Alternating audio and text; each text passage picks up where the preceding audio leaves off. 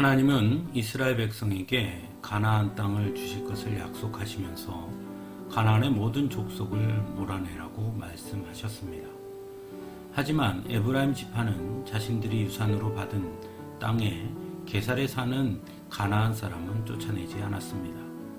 어쩌면 이미 자신들이 유산으로 받은 땅이니 그들을 쫓아내기까지 할 필요가 있을까 하는 인간적인 생각 때문이었는지도 모르겠습니다.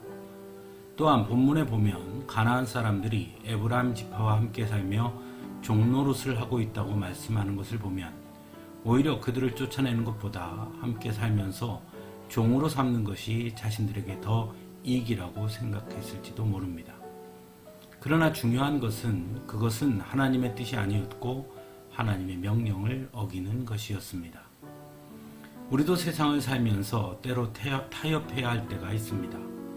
특히나 우리에게 이익이 된다고 판단하게 될 때 우리는 더욱더 타협을 선택하는 경우가 있습니다. 그리고 그 타협을 정당화시키려는 생각들을 갖게 되기도 합니다.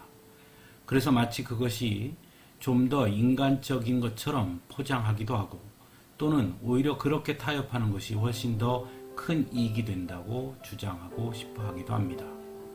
그러나 중요한 것은 믿음은 타협이 아니라는 것입니다. 더더욱 하나님의 말씀에 순종함에는 타협이란 말이 없다는 것입니다.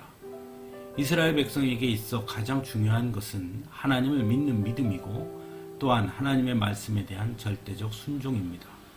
그것보다 앞서는 것은 그 어떤 것도 없는 것입니다. 아무리 그것이 지금 당장은 이익이 되고 인간적인 선택이고 타협이라 좋은 타협이라고 보일지 몰라도 하나님의 말씀에 어긋나는 것은 결국 이스라엘의 이스라엘됨을 버리는 것과 같기 때문입니다. 그런 면에서 에브라임 지파의 타협은 결코 올바른 선택이 아닌 것입니다. 그렇다면 왜 하나님은 비인간적인 것처럼 보이기까지 하는 가나안 족속을 모두 몰아내기를 원하신 것일까요? 그것은 작은 타협이 결국 더 큰 타협을 가져오기 때문입니다. 그리고 그 작은 타협이 결국 이스라엘을 병들게 하기 때문이지요. 실제로 이스라엘은 얼마 가지 않아 가나안 족속의 신들을 섬기는 자들이 되고 맙니다. 만일 하나님의 명령대로 가나안 족속을 모두 몰아냈더라면 결코 그런 죄를 저지르지 않았을 것인데 말입니다. 사랑하는 성도 여러분, 때로 믿음은 결단이라는 것을 기억하시기 바랍니다. 믿음은 눈앞에 놓인 것을 보는 것이 아닙니다. 그래서 때로 눈앞에 것만 보는 사람들에게는 믿음의 결단이 매우 어리석어 보일 수도 있습니다.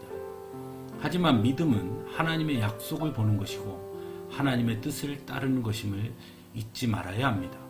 비록 그것이 손해보는 것처럼 보이고 우리가 이해할 수 없는 것처럼 보이더라도 말입니다. 그래서 믿음의 가장 큰 위협은 바로 타협일 수 있는 것입니다.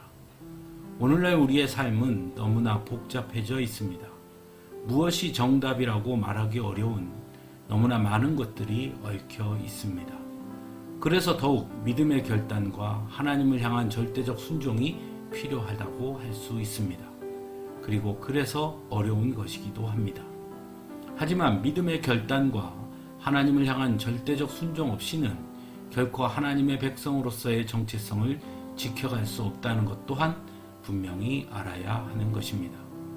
또한 그래서 믿음의 결단과 하나님을 향한 절대적 순종은 곧 하나님의 축복을 받는 비결이기도 합니다. 하나님은 그렇게 결단하고 순종하는 자녀들을 결코 버리지 아니하시는 분이시기 때문입니다. 함께 기도하겠습니다.